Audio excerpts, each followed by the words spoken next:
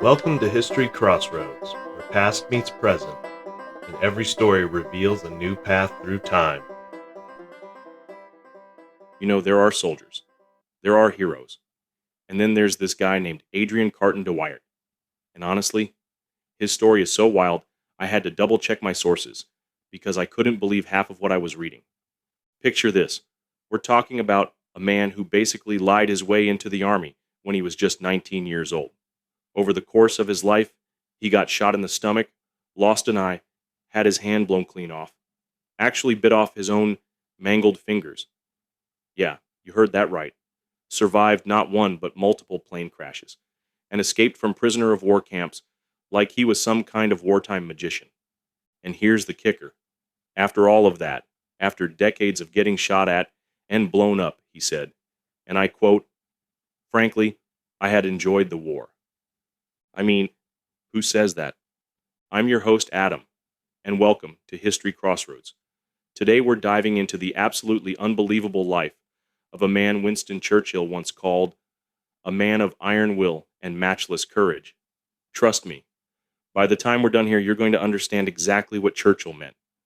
Before we jump in, do me a favor. If you're listening on your phone right now, take a second to follow us on YouTube, Instagram, Facebook, and TikTok. And if this story blows your mind, like it did mine, leave us a 5-star review. It really helps other people discover these incredible stories. All right, let's talk about Adrian Carton de Wiart. So Adrian was born in Brussels in 1880. We're talking late 1800s here, into this wealthy, upper-class Catholic family. His dad was basically Belgian royalty, an aristocrat, and lawyer who moved in all the right circles.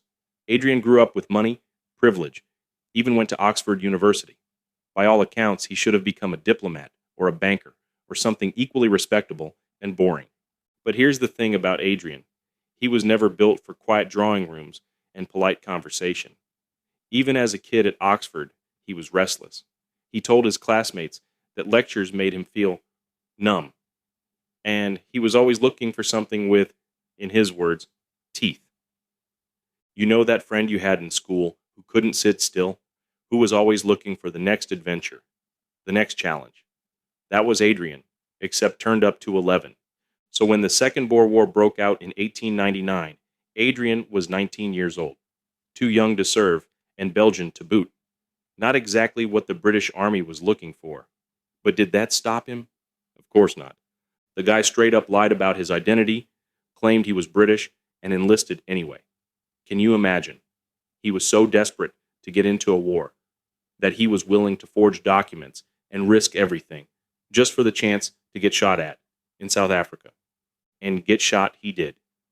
In one of his very first battles, he took bullets to the stomach and groin. Now, most of us would probably take that as a sign from the universe that maybe military life isn't for us, right? Not Adrian. He later wrote that the thrill of combat settled me for life. He healed up, got right back into the fight, and never looked back. That first taste of war, it was like a drug to him. But if you think the Boer War was intense, just wait until we get to World War I. This is where Adrian's story goes from, wow, that's impressive, to, okay, this guy might actually be superhuman. He joined something called the Somaliland Camel Corps, which, let's be honest, sounds like something out of a movie, and almost immediately found himself in a vicious firefight. A bullet ripped through his face, and I mean really, tore him up. It cost him his left eye and part of his ear. Most people would be done at that point, right? Maybe take a medical discharge, go home, live a quiet life. Not Adrian. He literally just put on a black eye patch and went right back to the front lines like nothing had happened. Can you imagine explaining that to your family? Oh, the eye patch? Yeah, got shot in the face. Anyway, pass the potatoes. But wait, it gets better, or worse, depending on how you look at it. Later on, a grenade went off near him and absolutely shredded his left hand. The doctors were hemming and hawing about whether to amputate his mangled fingers. So, what did Adrian do? He bit them off himself. just bit off his own fingers. And then, and this is the part that really gets me, he calmly asked for a cigarette. I mean, what do you even say to that? The man's pain tolerance was apparently off the charts. Over 4 years of trench warfare, he got shot in the skull, the hip, the leg, the ankle, the back. His body was basically a roadmap of every major battle of World War I, but he never stopped fighting. It was like he was addicted to it. There's this one battle, the Battle of La Boiselle in 1916. Adrian's already wounded, already missing a hand, and he's leading his men across no man's land. Before they charge, he supposedly muttered, "Let's wake the blighters up," and then ran straight into machine gun fire. Picture this, a one-handed, one-eyed man pulling grenade pins with his teeth and hurling them with his good hand, all while staying completely calm and even cheerful. His men said he acted like he was having the time of his life. For this particular act of complete and utter fearlessness, he received the Victoria Cross, which is basically the highest honor for bravery in the British Empire, and he deserved every bit of it. You know how people say, war is hell? For Adrian, it was home. So the war ends in 1918, and you'd think maybe Adrian would finally settle down, right? Maybe buy a nice house somewhere, take up gardening, write his memoirs? Nope. Peace was apparently too boring for him. In 1919, they sent him to Poland as a British military liaison during the Polish-Soviet War. Officially, his job was to observe and advise. But if you know anything about Adrian by now, you know he wasn't the type to stand on the sidelines. He ended up fighting alongside the Polish cavalry. Yes, actual cavalry, horses and all, and became close friends with Marshal Józef Piłsudski, who was basically running Poland at the time. Adrian saw this conflict as bigger than just a regional spat. He thought it was about the future of Europe itself. And here's where it gets really interesting. Bolshevik agents tried to assassinate him. The attempt failed, obviously, because at this point, I'm convinced Adrian was actually immortal. His response to nearly being assassinated? He shrugged it off like someone had spilled coffee on his shirt. His fellow soldiers started whispering that Adrian didn't believe in death, only inconvenience. And honestly, looking at his track record, can you blame them for thinking that? Fast forward to World War II. Adrian is now 60 years old. Most guys his age are thinking about retirement, maybe taking up golf. Adrian? He re-enlisted. Because of course he did. In 1940, during the German invasion of Norway, he led British forces in what was basically a doomed mission. They knew they probably weren't going to win, but Adrian charged in anyway, with the same reckless courage that had become his trademark. Soldiers who served with him said he was unstoppable, running through bombing raids and Arctic conditions like he was half his age. Then, in 1941, he was on his way to a secret mission in Yugoslavia when his transport plane crashed into the Mediterranean Sea. With a fractured spine and multiple injuries, this 61-year-old man swam to shore. Swam to shore with a broken back. And then, because his luck hadn't quite run out yet, he was immediately captured by Italian forces.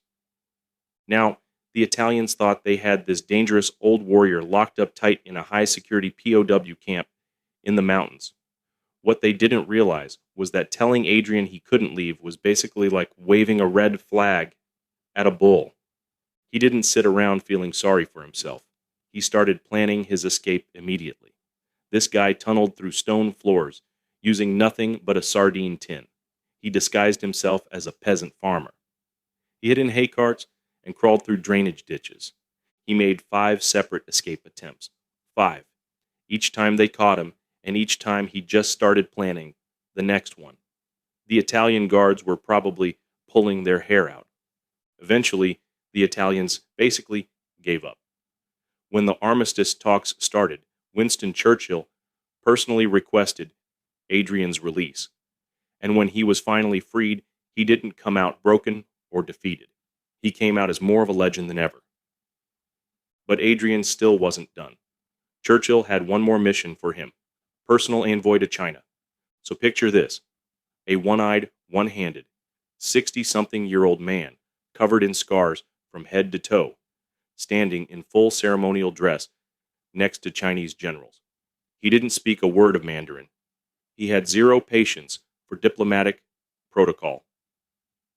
But his presence alone commanded respect. He traveled all over China, often in pretty rough conditions, meeting with leaders and sending back these brutally honest reports to British command. In one report, he compared a local general to a 16th century warlord with the ambition of Napoleon and the army discipline of a street gang. In another dispatch, he said a particular mountain pass was more likely to kill men by boredom than by battle, after waiting 3 days for Chinese reinforcements that never showed up. The Chinese officials actually respected his bluntness. He wasn't there to flatter anyone or play political games. He was there to get the job done and help win the war. One British diplomat said Adrian looked like he should have been storming a fortress with a sword, not sipping tea in a Beijing parlor. And yet somehow, even in that completely foreign environment, he thrived. In 1947, Adrian finally retired. For real this time, he bought a quiet estate in County Cork, Ireland, and settled into what most people would call a normal life. He hunted, he fished, he told absolutely incredible war stories to anyone who would listen. And let me tell you, most of his guests left thinking they'd just met the most interesting man in the world. Some of them weren't even sure if his stories were real. They were just too unbelievable. He still wore his eye patch like a badge of honor. His missing hand never stopped him from lighting cigars or pouring whiskey. Local kids thought he was a pirate. Adults wondered if he might actually be some kind of superhero. Even in retirement, you could tell that war had never really left him. Guests noticed he kept his hunting rifles cleaned and ready, and he still took cold showers every morning to feel alert. Old habits, I guess. He died peacefully in 1963, at age 83, in his own bed. A quiet end for a man who had spent his entire life dancing with danger. Adrian wrote his memoir, called Happy Odyssey, and it's honestly one of the most entertaining books I've ever read. He wrote about getting shot and blown up with the same casual tone you might use to describe a rainy day. Battles were just challenges to overcome. Peacetime? A complete bore. The thing about Adrian Carton de Wiart is that he wasn't trying to be a hero or collect medals or become famous.